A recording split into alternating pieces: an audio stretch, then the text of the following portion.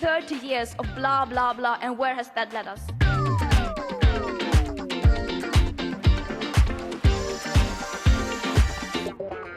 Welcome to Meaning It, where I'll be asking guest speakers whether COPs are really just a lot of blah, blah, blah. We're awash with political rhetoric. But what do governments really mean? Will their decisions be just or unjust in this already unjust and unequal world? In today's show, I'll be talking to a controversial figure among environmentalists, Mark Lynas.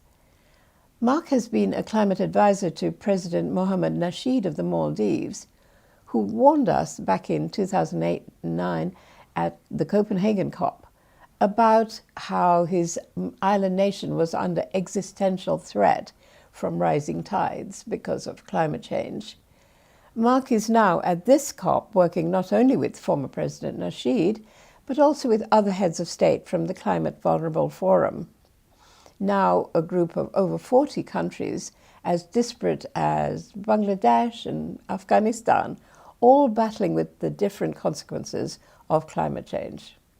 Mark is also an award-winning science writer, popularizing knowledge about climate change now for over 20 years. His books include High Tide, 6 Degrees, which won a Royal Society Award, The God Species, How Humans Can Really Save the Planet, and his latest book is an update on 6 Degrees with the ominous title of The Final Warning, which sounds like he really means it. Hi, Mark. Thanks so much for joining us. So one of the things that you've done, Mark, apart from writing your books, is to be a climate advisor to President Nasheed of the Maldives, or former President Nasheed. Has anything improved for the Maldives since 2009 when he spoke to us at the Copenhagen COP? If this conference doesn't achieve its goals and sea levels rise, what are the plans for the Maldives? None. We will simply die. We will become climate refugees. Maybe a few of us might be on a boat. Yeah, well, we were all pretty despondent back in Copenhagen in 2009, not least because that meeting sort of was seen pretty much as having been something of a failure. And I remember how that felt. And yeah, I was with President Nasheed for a lot of it, and in fact you could see us in that film The Island President, and just see how much kind of the burden was on him, and he did actually play quite a important role in keeping hope alive on the 1.5 and in fact 350 ppm, which was sort of the target that was mooted then, and we've sort of given up on that because we're now at 415, so that ain't going to happen. But in terms of the survival of the Maldives, if we do get to the 1.5 degree target, then the Maldives probably does have a long-term future. 2 degrees less so, not least because all of the world's coral reefs will be dead, including those around the Maldives itself. And the Maldives is a coral atoll nation where all of the sediment and the islands are built out of coral, and all of the fisheries and the protection from the waves, all of that depends on the Maldives being a living ecosystem based on coral. So it sort of is the last chance for the Maldives and other small island states to get more out of COP26, which actually does put us on the path to that rapidly vanishing target of 1.5 degrees. They have this concept of climate prosperity. So rather than kind of shying away from the idea of actually doing mitigation at home and seeing that as a sacrifice and a potential break on economic growth, they actually see the clean energy future and potentially achieving net zero as a way to achieve the prosperity which obviously people demand in poorer countries. I mean, Bangladesh has only just graduated from being an LDC, a least developed country. So you can't go to Bangladeshis and say, right, that's it, your development is stopped and you're going to stay poor forever.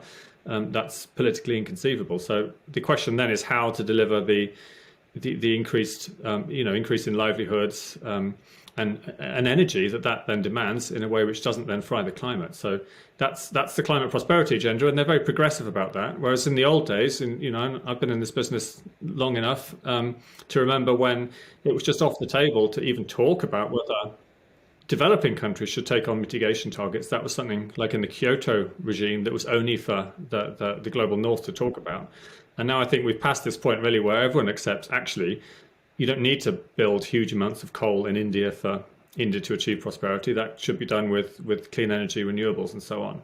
And it's just a question of how we get to that, how we deliver the technology, how it's financed, and all of those kinds of things. And is clean energy, renewable energy, key to that? I think clean energy and renewable energy is central to it. I mean, I would include nuclear in clean energy. It's not renewable in that classic sense, but I think the vast majority, certainly in the tropics, is probably going to be solar power. Certainly the Maldives would like to be pretty much 100% solar powered. The thing is, it's a bit complicated because you have to then think, how do you deliver liquid fuels for transportation? I mean, if you look at the Maldives, they have a target to be carbon zero or carbon neutral by 2030. But, there's planes, there's boats, air conditioning.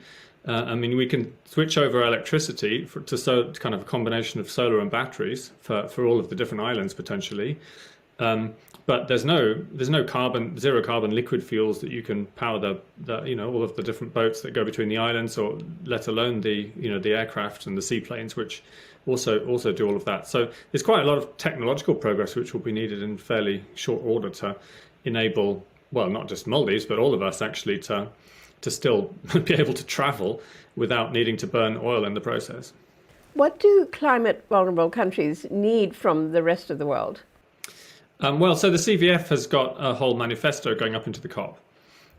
Central to that is the idea of a climate emergency pact. So, I mean, there's different components to that, but basically it's an end to business as usual. This isn't like, we can't just keep coming back year after year, COP after COP, like COP. What's it going to be, COP26 or something? And, we're still talking about carbon markets and all of the modalities of Article 6 and all this sort of stuff. So yeah, we need a step change where it's recognised as being an emergency and a crisis, which needs to be addressed in that kind of fashion. So not just once a year, but in an ongoing sense. And part of what, so out of Paris, the NDCs only have to be updated every 5 years. And if you're trying to meet 1.5 and, it's the 2030 emissions goal which makes the difference to that, there's no point in just doing that every 5 years, because it's, somebody won't be reporting until 2028 and, it's way too late. So one of the central asks for the CVF is to have annual pledges so that you can up the ambition and kind of, have a kind of ratcheting effect of increasing ambition every single year rather than every 5 years, which is just too slow. Also, financing is really key. I mean, everyone's heard a lot about the 100 billion goal, and there's been some announcements from the UK presidency about that in the last couple of days. And there's definitely progress being made towards delivering on what was quite an old promise. I mean, this was first floated in Copenhagen back in 2009, and I think was sort of properly concretized in Paris, but it was supposed to have been delivering 100 billion since 2020, and that's definitely not happened. There's still a gap there. And also the issue of debt.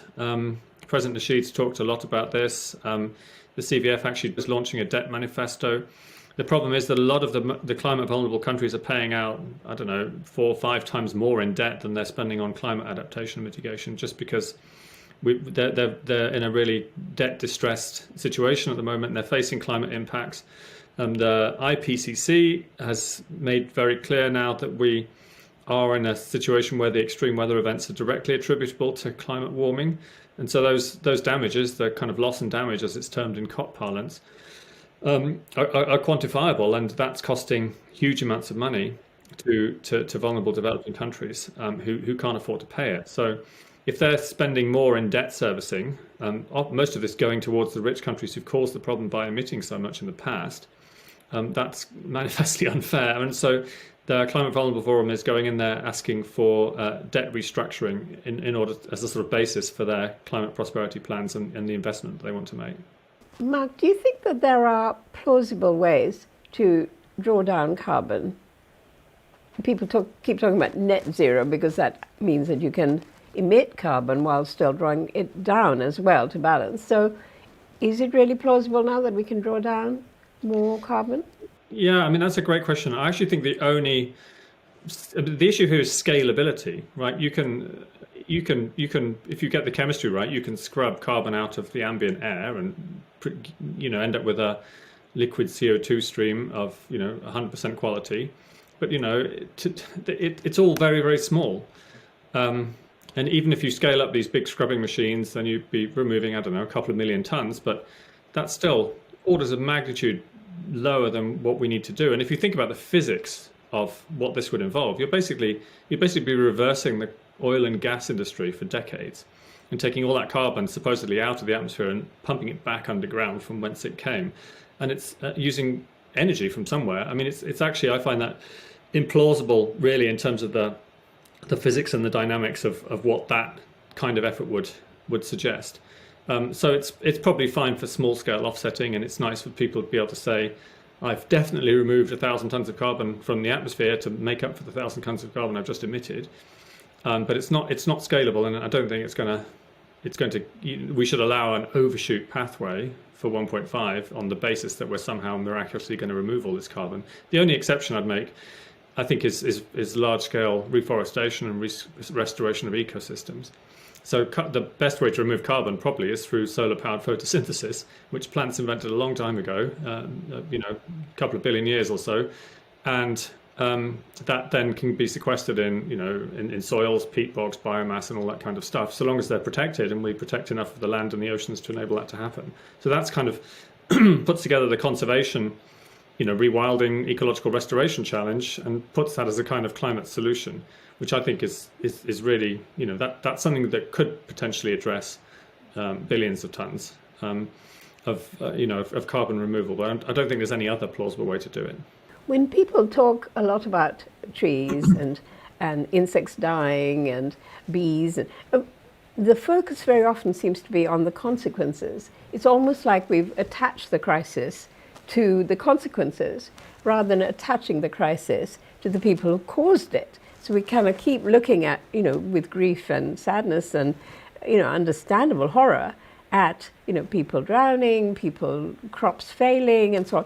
But don't we need to switch our gaze from the terrible consequences sometimes and look back at who is really causing these consequences? It's almost like, apart from some activists, the people causing it get away. Well, they do. And they get away because of power disparities globally, of course. And there's nothing really that anyone could do to change that, and certainly not just for the climate. But that happens in every area, whether it's military or economic or financial or whatever. But actually, that issue of differing responsibilities is central to the whole UNFCCC process, and has been since the beginning. That was why initially the global north and the Annex 1 or whatever they were called countries were supposed to take the first cuts under the Kyoto Protocol, was because they had the highest historical responsibility for emissions. Much as I would love to see global inequalities addressed, I don't think we can hang the climate change problem on that and insist that we have to have some kind of global equity revolution in order to address climate change. We can do it largely technologically, and that's how it will be done. But what we shouldn't do is extenuate or make worse the inequalities that currently exist. And that's why I think putting things like debt is important as part of the COP process, because you've got to, even if you don't quantify it, you've got to recognise that the carbon budget has largely been burnt by the global north, and then asking vulnerable developing countries to pay debt servicing at the same time to pay for the climate impacts caused by the global north, who've lent them the money and are now demanding debt repayments. There's so many different levels of kind of objectionable morality on that. Can you spell those out, Mark? Well, so there's historical responsibility for carbon emissions, right? And the industrialized countries, because they had their industrial revolutions earliest, are the most responsible. So that's countries in Europe and the United States primarily. Increasingly, though, China, because China's emitted a lot in the last couple of decades, if not not in the early part of the 20th century. But anyway, so that's the historical responsibility. The problem is with carbon budgets, we now know that the global temperature outcome is a function of cumulative emissions. So we now know that there's a finite carbon budget that the atmosphere can absorb if we're going to keep to the Paris goal of 1.5 degrees. And there isn't very much carbon budget left. Mostly it's already been eaten up and emitted by the countries with the highest historical responsibilities. And so the conundrum you've got is you can't allow carbon-based development anywhere, even in the global south, for their, for poverty eradication, because the carbon budget's gone. If you do that, you'll blow past the Paris targets. So the only way to address that really is financially, and to say, right, the global north has the obligation to pay for clean energy development in the global south so that they can get the energy they need and the development, but without having to fry the climate, which is why really finance is at the centre of the COP. Not just the 100 billion thing, but also debt restructuring, because the vulnerable developing countries are paying out far more in debt than they almost any other aspect of their budgets. So it is, like everything, it ultimately comes down to money, and recognising the different moral responsibilities for climate change, I think, does change the game in terms of who has to pay for the clean energy transition. So in recent days, the UK's Prime Minister, Boris Johnson, has been talking down the probable success of the COP. What do you think that really means? What's that really about, in your view? Well, success means different things to different people. Success for the Maldives is probably going to look a bit different to success to the UK or even the United States. There's parties, of course, who don't particularly want a successful outcome at all. You might think of, I don't know, the Saudis or perhaps the Russians, or any fossil fuel exporting economy, particularly the autocratic ones. They don't want serious cuts in fossil fuel consumption, which we'd obviously have to have. So so success, I think, in you've got to say, well, in whose terms is it going to be? Whose terms? The UK doesn't want the embarrassment of what happened to the Danes in Copenhagen, where the whole thing is seen as a failure, and the Prime Minister kind of goes home with his tail between his legs. So expectations management in advance of the COP is kind of a central part of the psychology of the whole thing. But I guess success will be a kind of outcome decision document, which is adopted with great applause, and which actually addresses some of the central challenges of financing and the NDCs and stuff like that, on the final weekend. So that's all that can be done at COPs. We can't expect them to change the world. They go through the items on the agenda and they try and come to decisions on them. And a lot of it's quite anodyne. It's the modalities of the carbon market in Article 6, and operationalizing the loss and damage mechanism agreed in Santiago and things like that. You have to be it's lawyers only when you actually get to the text level of what's inside the square brackets. It's way beyond my pay grade. But at the very least, we've already got carbon budgets agreed, and there's a net zero plan. The UK, to give them credit, they are the only country with a net zero plan going into the COP, which is assessed by the scientists as being almost sufficient in terms of the 1.5 degree goal. So it's it's good to give credit where credit's due, I think, because I've never thought I'd see such a thing from a Tory government, putting my own politics on the table there, but. They've at least got the plan and some pathway to delivering that. So we all do have to do our bit as well, and that affects us all as individuals, and not standing in the way and not being kind of grumpy about it. And there's a lot of people who are looking at the protesters, whether it's Insulate Britain or anything like that, and saying, well, why, I can't drive my car, and I want to get my kids to school. And we have to accept that a climate emergency is what it means, that we are going to have to change, and it's not business as usual. It doesn't mean we can carry on living our lives in the way we've always been used to, and people, I think, need to wake up to that, just as we did in the pandemic. We keep hearing that this is the last chance at this COP, that this is it, and yet when the world leaders meet, do you think the real intention is to do as much as possible or to do as little as possible? Do you think they really mean it? Well, I don't know. You hear the last chance thing so often that it's become a bit of a cliche in the climate discourse, and I'm as guilty of it as anyone. But it probably applies more to Glasgow than any previous meeting, of course, because we've got, it's now so late in the day to meet any goals, and, there's no sign of emissions globally beginning to trend downwards. If anything, it's going in the opposite direction, and we're likely to still see increases, at least for the next decade. Whereas if we're going to meet the budget for 1.5, we have to basically see emissions cut by half by 2030, and then at zero pretty much by 2050. That's clearly not what this meeting is about. There's the thing about COPs as well, and I've been to quite a few of them. It's just, you don't read too much into it. I mean, there's a lot of theatrics, and it's about government leaders, being seen to be doing something. But you have to hope that those optics and all of that feeds into it, at the very least, a sort of a kind of momentum. And it's been a bit of a deadline. I mean, you can see Joe Biden's desperately trying to get the climate legislation through Congress, or at least started, so that he's got something to bring to the COP. And there's the pressure on the Indians to decide on whether they're doing the net zero goal or not. There's the pressure on the Chinese, even though Xi Jinping isn't going to come himself. Like, what are they going to put on the table, which is additional? So I think it's helpful in the sense that it does provide kind of a deadline and a choke point where stuff has to happen, which could otherwise sort of quite rapidly fizzle out. So I don't think it's completely pointless by any stretch. But at the same time, we've had 26 COPs now. And the global concentrations of CO2 keep going up by 2 parts per million, regardless of how many COPs we have. So one last question, Mark, and then I should let you go. If you woke up one morning and you suddenly realized that everything was okay, the climate crisis was over, how would you know? I think I would have to measure it empirically. The climate crisis will only be over when the concentrations of carbon dioxide and other greenhouse gases in the atmosphere are at a level which enables the climate to be stable. And actually, that's pretty much the language that was in the original UN Framework Convention on Climate Change agreed back in 1992. That's the objective of all of this, is to stabilize the planet's climate.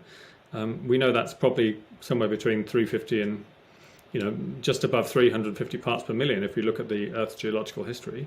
So that's where we need to get to. We're currently at 415, going up by 2 ppm every single year on average. No COPs have made a difference to that so far. But I don't know, I'm quite cautiously, I'm always optimistic, partly by dint of my sunny personality, and partly just looking at the trends that are going on. I mean, we've got clean energy technologies now available that weren't 10 years ago, and the price differential is like in favor of renewables now in lots of parts of the world. So that's something we should celebrate, and and at least look at the good things rather than being despondent and despairing, which doesn't really help anyone in the longer term.